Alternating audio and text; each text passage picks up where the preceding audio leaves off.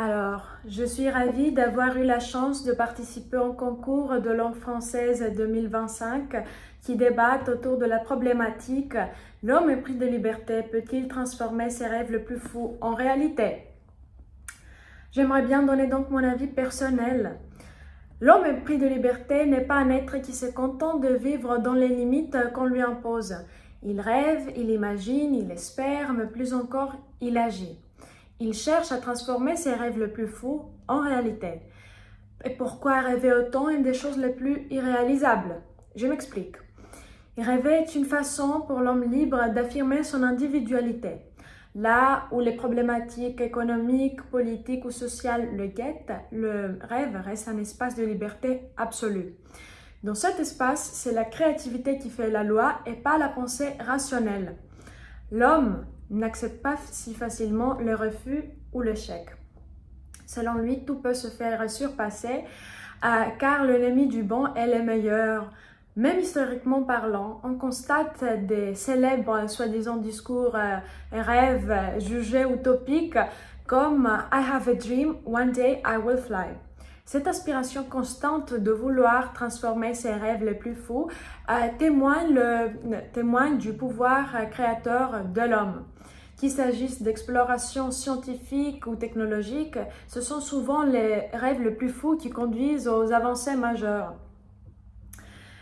Par exemple, celui qui rêvait de marcher sur la Lune a rendu possible les voyages spatiaux.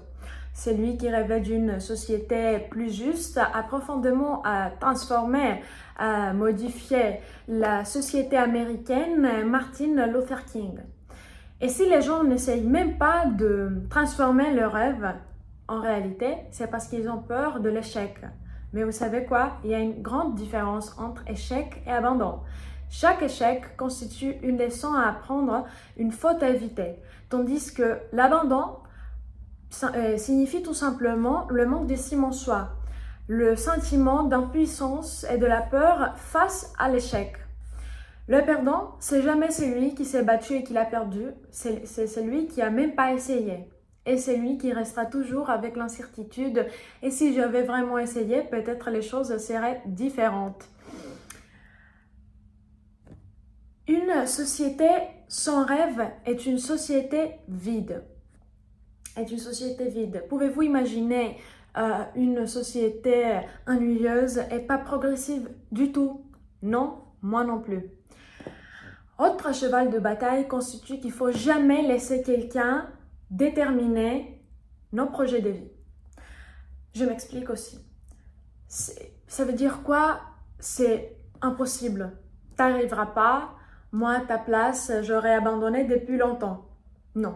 Il y aura toujours des personnes qui ne sont pas si courageuses, mais qui laissent leur peur exercer et gagner le pouvoir sur eux. Ceci ne signifie pas qu'il faut influencer les autres à quitter aussi. Le rêve est le guérisseur ultime de toutes sortes de douleurs, physiques ou psychologiques. Le rêve met en valeur la possibilité d'inventer la réalité qui nous convient le plus. Il met en valeur aussi la créativité.